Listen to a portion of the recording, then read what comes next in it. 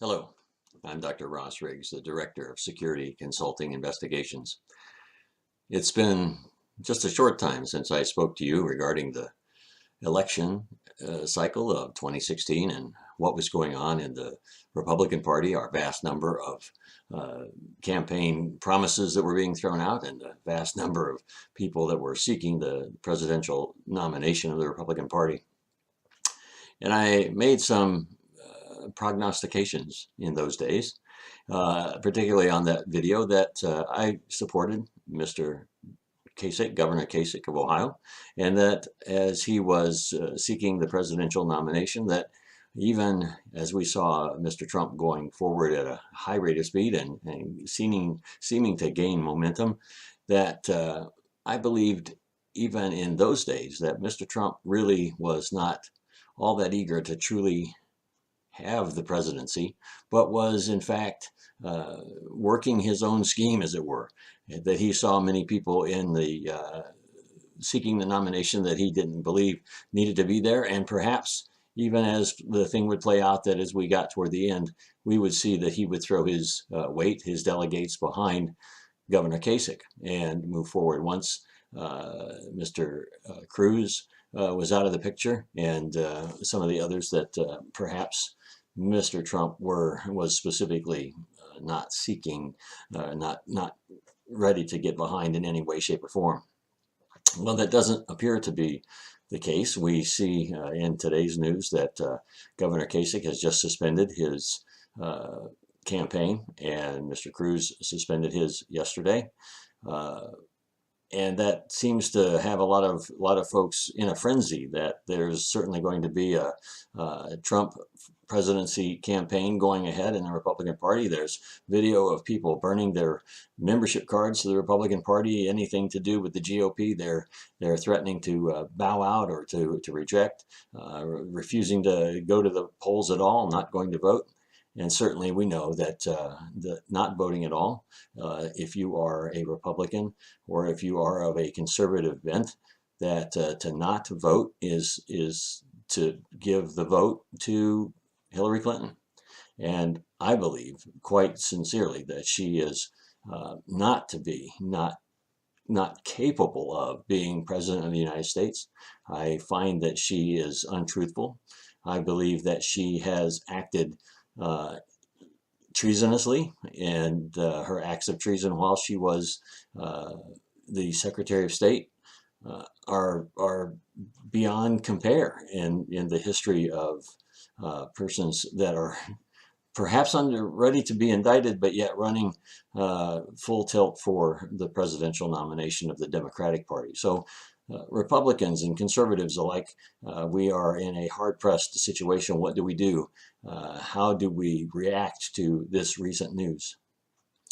Well, more than being a Republican, more than being a citizen of the United States, I'm a follower of Christ.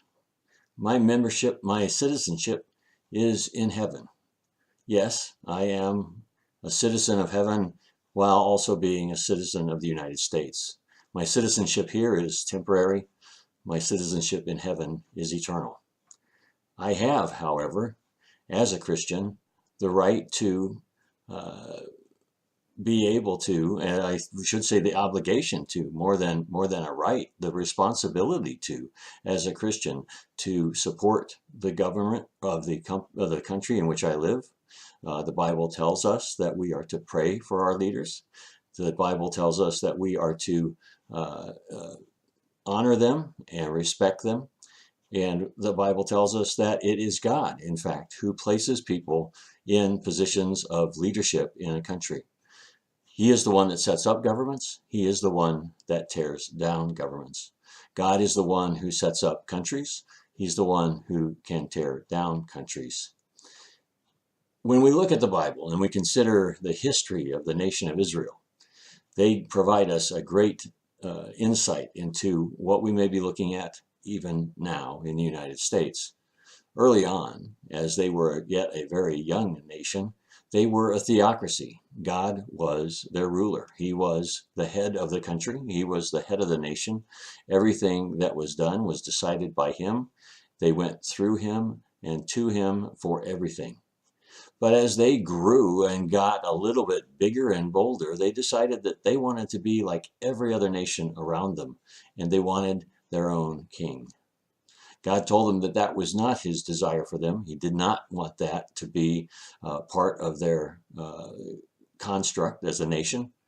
But God, in his wisdom, being God, he allowed his people to have their choice.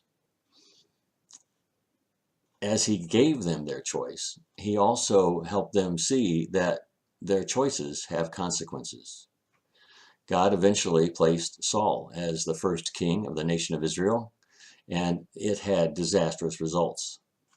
Shortly after that, God placed King David as king over Israel. And we know that it's through the house and lineage of David that God brought to us Jesus Christ. And that Jesus now continues to reign from the throne of David and is continuing to reign and will reign throughout eternity as the king. However, the consequences that the nation of Israel has dealt with over the years, because they are described as stiff-necked and desiring their own way and not God's way, those consequences have been strong and they have been dark. They have seen a great amount of tears and trials and terror. What does that bode for America? Where are we at now? Is this the last 8 years, the coming 4 years, the coming 8 years? Are we about to see consequences of our own desires as people who have turned our back on God and said, we know better? This is what we want. These are the things that we want. These are the people that we want, not asking God what he wants for our nation. Is God giving us the desires of our heart?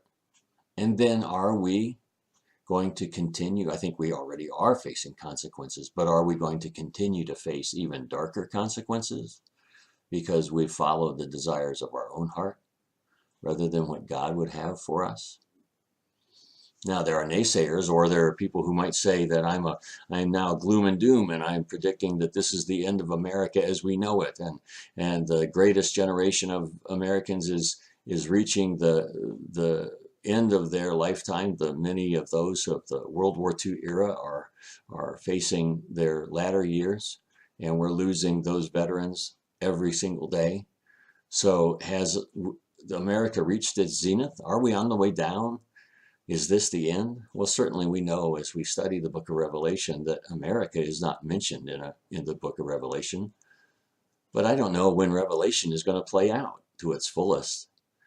I don't know what God's timetable is. So what will America be between now and the time that all comes to the fore? Well, the Bible gives us yet another example, I guess is the best word that I can use, for how God considers his people. You see, many, many years ago, even before King Saul and King David, at the very dawn of the nation of Israel, lived their patriarch Abraham. Abraham was a very close friend of God and had an opportunity in his lifetime to commune directly with the angel of the Lord. He was residing not far from the city of Sodom and Gomorrah, and those cities were known for their decadence, their evil. They were living total and completely consumed lives of lust and sexual deviance that is far beyond anything that we could even want to begin to describe here. And God had decided that enough was enough, and he was going to destroy Sodom and Gomorrah. He also decided that he would tell his friend Abraham of his plan. So the angel of the Lord came to Abraham just as they were preparing to do what they were going to do by destroying Sodom and Gomorrah. And Abraham, being a close friend of God, had the audacity, if you will, to step forward and barter with God and say, Lord, if there are just 50 righteous people in those cities, will you forego destroying them? And the angel of the Lord said that he would. Well, Abraham pushed his luck a little farther and he said, well, Lord, if there are just 40, and then are there just 30? He went all the way to 10. And God said, if there are 10 righteous people found in the nation, or rather in the cities of Sodom and Gomorrah, I will withdraw my intent to destroy them. They couldn't find 10. They found Lot and his wife and 2 of his daughters, and they were given an opportunity to escape. Lot and his daughters did. Lot's wife, we know the story, did not. She disobeyed God and turned and looked on the destruction of the city. Her heart was still drawn to the city, and she too was destroyed. There are more than 10 righteous people in the United States of America. Not righteous by anything that we have done, righteous by the blood and the forgiveness of Jesus Christ through his grace, because God's grace is so great that he allowed his son to take the punishment for us, to take on our sin and to carry it to the cross. It's through his blood that we can be righteous. Righteous in God's eyes, because still full of faults. We are still full of faults. If we will do what the Bible instructs us to do, and that is humble yourself under the mighty hand of God, that he might exalt you in due time, then I believe America has hope for the future. I don't know what's going to happen in the campaign as it continues. I don't know what's going to happen in the convention in Cleveland in a few weeks. And I certainly don't know what's going to happen come November. Many years ago in elementary school, our class was studying what was going on in the the presidential election going on in those days. And we had developed a voting system of our own as a class. We had an opportunity to pick a candidate and to discuss why we thought this particular person would be a better president than another. And I was in the minority in my class because I was backing Barry Goldwater. I thought certainly he was the man that could carry America ahead in 1964. There have been things said in the media already today that the way that the GOP is treating Donald Trump is similar to the way the Republican Party treated Barry Goldwater in 1964. Well, I don't know anything about that. And I apparently don't know much about prognosticating presidential elections. But I do know who holds the future. And I have hope for America. I have a lot of hope for America. But my hope does not rest in the GOP. My hope does not rest in Governor Kasich, nor does it rest in whoever might be sitting in the White House this time next year. My hope for the future of America is solely and completely in God himself, through his son Jesus Christ, that by their grace,